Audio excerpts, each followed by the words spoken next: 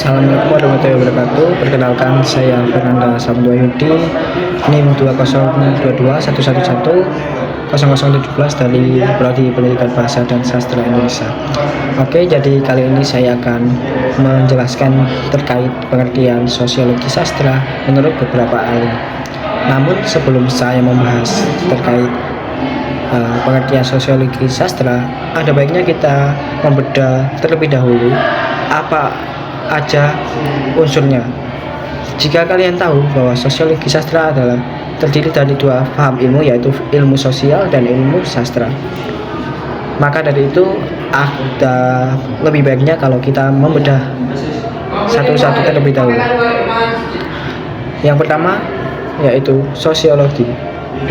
Sosiologi berasal dari kata Yunani yang berarti sos dan logos, yang berarti sos yang memiliki arti bersama dan logos yang memiliki arti perumpamaan atau ilmu. Kemudian jadi bisa diartikan bahwa sosiologi adalah ilmu yang mempelajari tentang kebersamaan atau interaksi manusia itu sendiri. Sedangkan sastra berasal dari kata Sanskerta yang berarti mengarahkan, mengajarkan, dan tra yang berarti alat atau sarana. Yang bisa kita simpulkan bahwa sastra adalah alat untuk mengajarkan suatu ilmu. Menurut dari definisi tersebut, keduanya memiliki objek yang sama, yaitu manusia dan masyarakat. Meskipun demikian, hakikat sosiologi dan sastra sangat berbeda, bahkan bertentangan secara diametral. Sosiologi adalah ilmu objektif kategoris, membatasi diri pada apa yang terjadi di kehidupan masyarakat. Sosiologi sastra adalah suatu telaah yang objektif dan ilmiah tentang manusia dalam bermasyarakat, tentang sosial dan proses sosial. Sosiologi menelah tentang bagaimana masyarakat itu tumbuh dan berkembang dengan mempelajari lembaga-lembaga sosial dan masyarakat, perekonomian, keagamaan, politik, dan lain-lain. Menurut Atarsemi, pandangan Atarsemi mendeskripsikan kajian sosiologi sastra tidak jauh beda dengan unsur-unsur ekstrinsik karya sastra. Sosiologi sastra ingin mengaitkan penciptaan karya sastra, keberadaan karya sastra, serta peranan karya sastra dengan realitas sosial.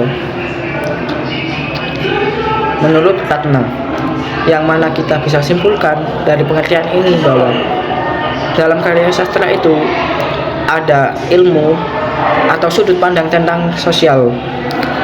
Lebih jauh, Wolf Faruk memberikan komentar atau berpendapat bahwa sosiologi sastra merupakan disiplin yang tanpa bentuk, tidak terdefinisikan dengan baik, terdiri dari studi empiris dan berbagai percobaan pada teori yang agak lebih general, yang masing-masing hanya mempunyai kesamaan dalam hal bahwa semua berurusan dengan hubungan sastra dengan masyarakat. Jika kita bisa garis lurus, pengertian dari Faruk ini merujuk pada fokus sastra itu, atau fokus bahasa sastra itu adalah kemasyarakatan atau sosial. Nah, telaah sosiologi itu mempunyai 3 klasifikasi nih menurut Walek dan Warren dalam Atarsemi. Yang pertama itu sosiologi pengarang, yakni mempermasalahkan tentang status sosial, ideologi politik, dan lain-lain yang menyangkut status pengarangan. Maksudnya adalah fungsi kita membahas sosiologi dalam sastra itu apa? Itu. Yang kedua, sosiologi karya sastra, yakni mempermasalahkan tentang suatu karya sastra tersebut dan apa tujuan atau amanat yang hendak disampaikan. Maksudnya, saat kita ingin membahas sosial dalam karya sastra, kita harus menentukan tujuan kita itu apa.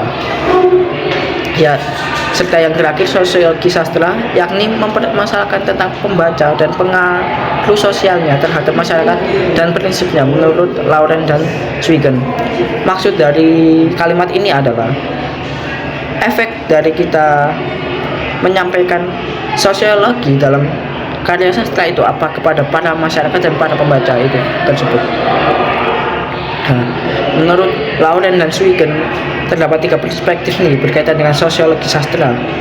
Yang pertama, penelitian yang memandang karya sastra sebagai dokumen sosial yang di dalamnya merupakan refleks situasi pada masa sastra tersebut diciptakan. Maksudnya, kita tahu bahwa karya sastra adalah gambaran masyarakat atau replika masyarakat, dan dari karya sastra ini bentuk atau suasana sosial pada masa itu diabadikan dalam karya sastra. Yang kedua adalah penelitian yang mengungkapkan sastra sebagai cerminan situasi sosial penulisnya. Biasanya nih karya sastra yang berfokus ke sosiologi itu digambarkan atau lebih banyak mendapat inspirasi dari penulisnya sendiri. Seperti halnya jika kalian tahu Buya Hamka mengapa menuliskan kisah Siti Nurbaya, karena dia erat dengan adat itu sendiri, seperti itu. Dan yang ketiga adalah penelitian yang menangkap sastra sebagai manifestasi peristiwa sejarah dan keadilan sosial budaya. Sama seperti penjabaran nomor 1 bahwa sastra sebagai dokumentasi atau sebagai arsip budaya yang menggambarkan keadaan pada masa itu dalam lingkup sosial. Berdasarkan uraian di atas, dapat kita simpulkan bahwa sosiologi sastra merupakan suatu telah ilmu yang mencoba mengungkap fenomena masyarakat yang terdapat dalam sebuah karya sastra guna memberi pandangan yang objektif dalam penilaian karya sastra. Dalam artian, karya sastra yang berfokus pada sosiologi itu ingin memberikan pandangan kepada sang penulis atau menceritakan bagaimana keadaan sosial yang ia alami atau ia amati, yang kemudian ia tulis dalam karya sastra itu sendiri. Mungkin sekian penjabaran sosiologi sastra menurut beberapa ahli dari saya. Ada kurang lebihnya saya mohon maaf sebanyak-banyaknya. Wassalamualaikum warahmatullahi wabarakatuh.